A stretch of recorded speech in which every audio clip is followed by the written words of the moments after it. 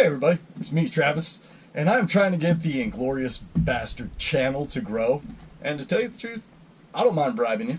So, I'm going to be giving away a fish finder. Stay tuned to the end of this video to get the details. Today, pretty excited. Today is upgrade day. As you can see, I'm still living the RV life on this project down here in Houston, but I did get my boat down here. I also bought a new fish finder. Huge upgrade, huge upgrade. So, basically, I'm going from this to this. We're in pursuit, we're in pursuit.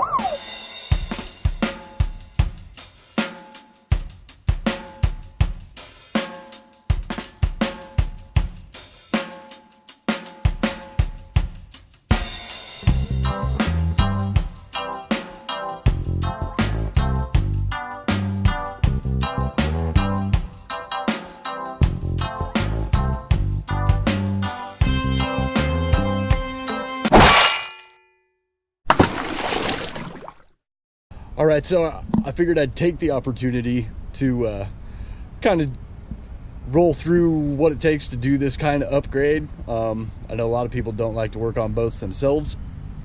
I'm one of them. I would much rather pay someone else to do it, but it was a matter of timing.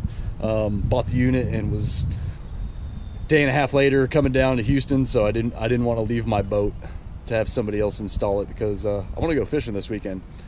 So let me run you through it. Now here's the new total scan transducer that's going on my new unit. The new unit, by the way, is a Lowrance Elite 9 Ti. That's the new transducer. This is the old transducer. As you can see, there is just a ton of difference there. The transducer cable I've already run, so let me get this cover off of here and we'll get it in. All right, so starting with the transducer installation, luckily for me, the holes in this bracket line up with the holes in the bracket for the transducer that came off. So I haven't had to drill any holes. My one concern is this sits a little bit lower on the boat than I like it, but I'm gonna test it this way, and if I need to raise it up, I will. According to Lowrance, this transducer needs to sit at least 3/8 of an inch below the hole, and where it's sitting right now, I'm gonna call it about 1.5 inches. So if it causes a problem, I'll move it. Lowering the water is actually better to have your transducer. On the downside, the lower it is, the more drag that you create and the more current that you have coming up against the front of the unit when you're underway. So we'll test it out this way. If I find it's wanting to flip up, then I'll take that. Then yeah, it's a little bit wobbly. I got one more screw to put in here, but this was just for test fitting purposes. Now, transducer cable, you're gonna run with the rest of your cabling back to your motor. So it's, as you can see, it's got one clamp there. Comes in here. Now this panel is gonna need to be removed. And these screws are not Phillips head.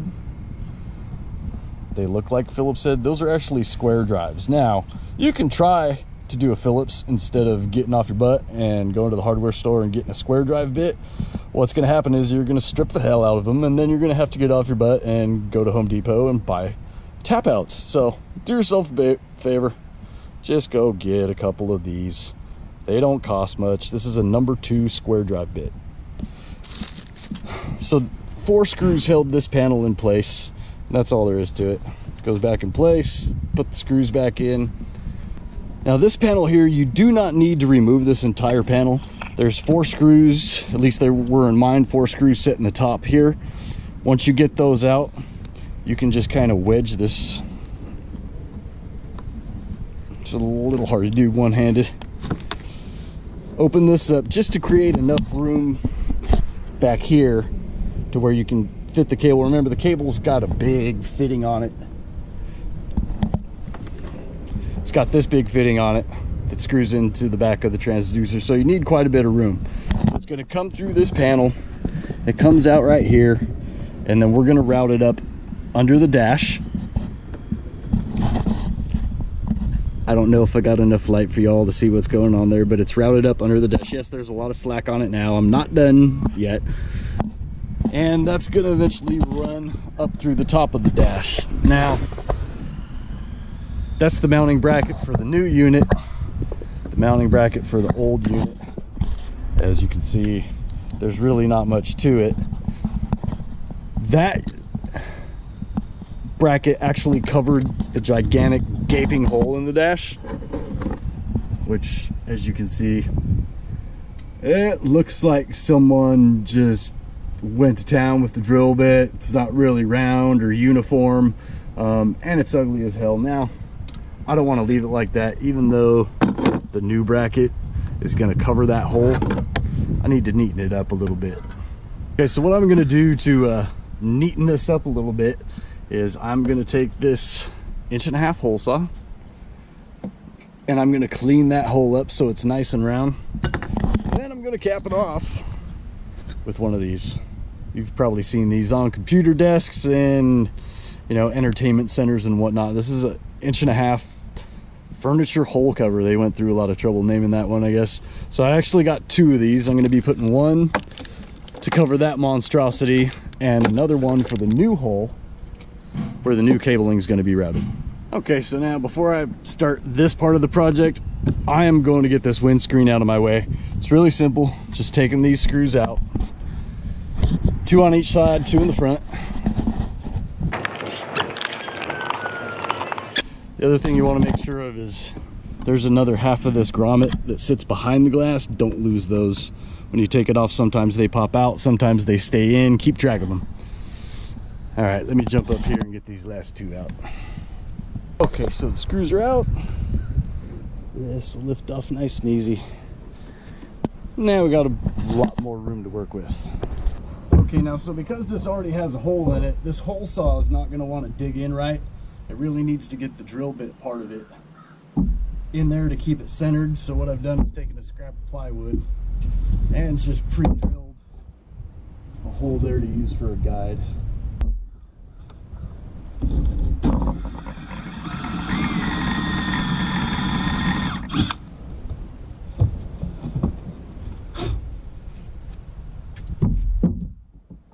Just gonna double check here, make sure there's no wires or anything that I'm gonna take out.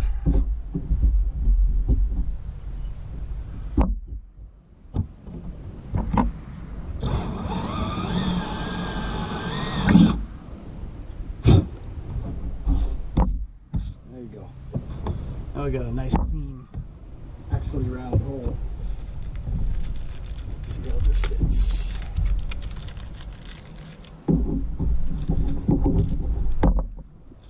Much better. It's a good fit.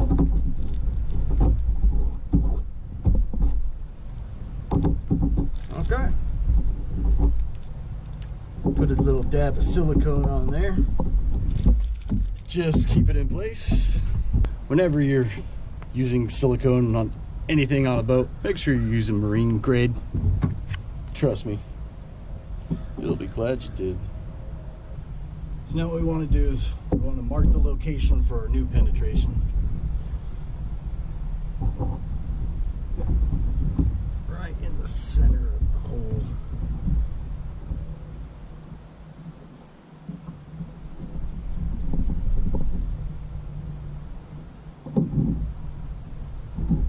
Good to me. Now this time we won't need the plywood guide because we're going in undrilled material. Check under there again.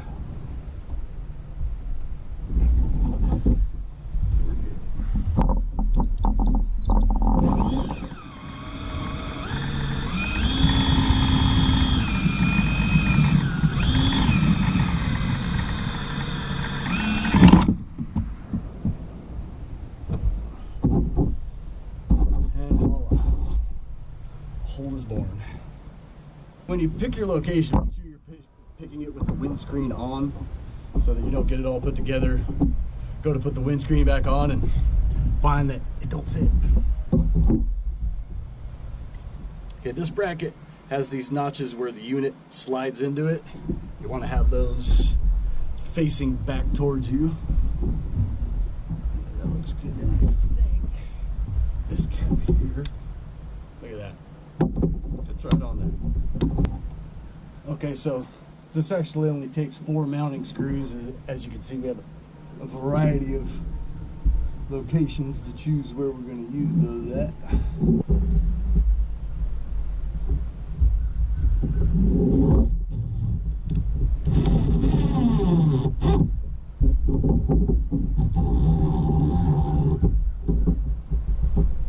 Here's a little trick when it comes to really assembling anything. Until you have all your screws or nuts and bolts in, don't tighten them all the way down. Leave yourself a little wiggle room. Make your life a lot easier. Do a lot less cursing that way. And how about that? That part's done. Like I said, this just slides in like this. We'll get into the features of this particular unit when we get it out on the lake, and I can actually show you something. Get our angle where we want. Tighten it down.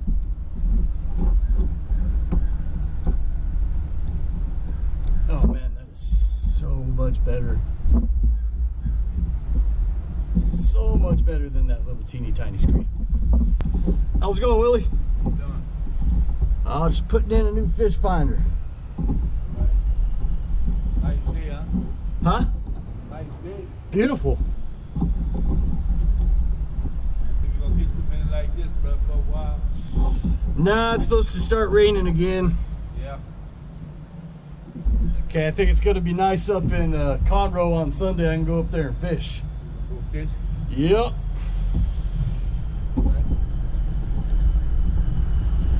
Like to fish, huh? Love it. My favorite thing. Well, top 5.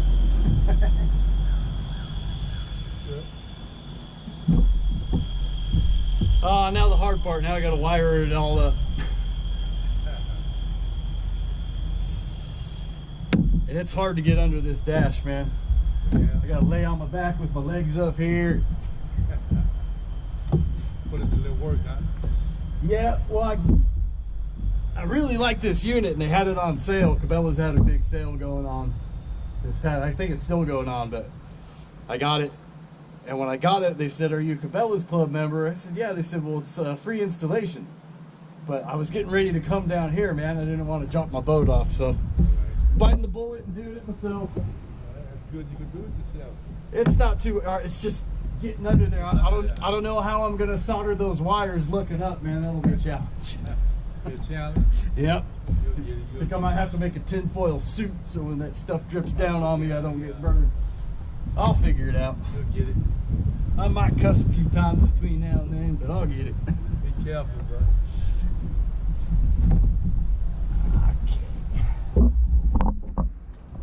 I don't know how well you can see out there. So basically, you gotta kind of pull the entire wiring harness down to allow yourself enough slack to work on this. Now this is where the old unit was, and I'm going back to these same wires. It has the same fuse rating, so I'm gonna leave this existing fuse holder in, and I'm just gonna go back in where the old one came out. I am gonna be soldering my connections. However, I don't think I have enough light and enough room down here under the console to be able to get it on film. Okay, so the soldering's done. As you can see, the shrink tube's on. Remember, when you're doing this kind of stuff, put some foil down, do something to protect your upholstery, your carpet. Pay attention to what you're doing when you have the soldering gun in your hand so you're not burning stuff. Pay attention to where you're putting it down. I got it down over here on a paver, so it's all good. And remember to take the fuse out of the fuse holder before you do your connections. This will keep you from blowing it. So I'm gonna put the fuse back in now. and we're gonna fire it up, see if we got something. Success. Alright, so if you look at what we got going on back here, you can see much cleaner than the ragged hole that was there. I decided to take the power line right up through this one since I already had it there and had a gap and it was close to the power. This is the hole, of course, coming up through the bracket that I put this furniture cover on. So really clean, really clean. Everything came out pretty clean so far. I haven't actually taken it out to test it. Connections are good. The unit looks good. So this should serve to show you something. You can pay money to have someone, you know, professionally install it. Doesn't necessarily mean that they're going to do a better job than you do, even if you're a novice. I'm a novice, but it's about paying attention. When it's your boat, you pay a lot more attention to quality. So I'm not trying to talk bad on boat mechanics or anything. All I'm saying is, if you've got the ability to learn something and you've got the desire to do it, go for it. You can always get a professional to clean up your mistakes later. All right, so we got all of our wires placed back up into the console. Everything came out pretty clean. Pretty happy with the installation. I still have to silicone the penetrations for the transducer bracket, but we're losing light here, so we'll get that closed out.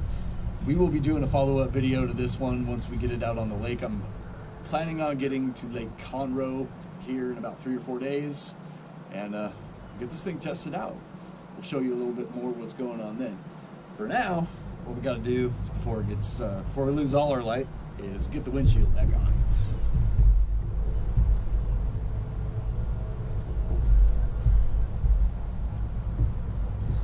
Make sure you still have all your little rubber grommets all the way around, all 6 of them. Good to go. Set that there. And like I mentioned before, do not completely tighten any of the screws until you have all of the screws in. So allow you a little wiggle room, keep you from breaking things.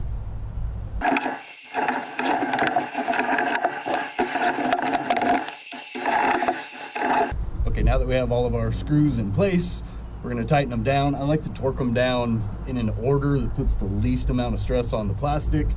Make sure you don't over tighten them so that you don't crack the plastic. I like to do the front ones first.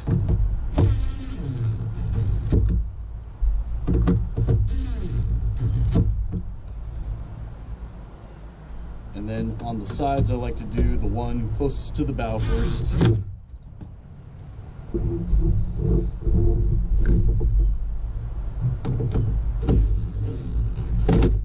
And then do the ones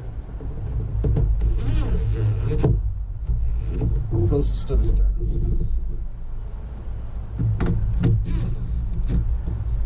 There we go. Good to go. That Lowrance is looking pretty good up there. Okay, while we still got a little daylight left, we're gonna get these panels back on.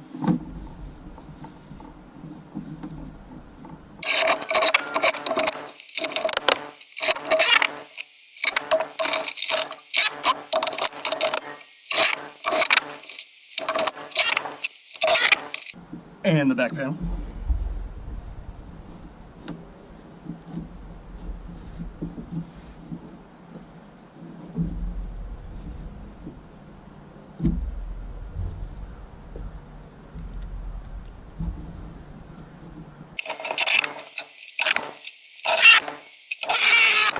And there it is there. All back together again. Looking sharp. Like it. So I've left myself enough slack in the cables here to make it easy to do a couple things. First of all, you don't want to leave a expensive piece of electronics on your boat where someone might decide they need it more than you do.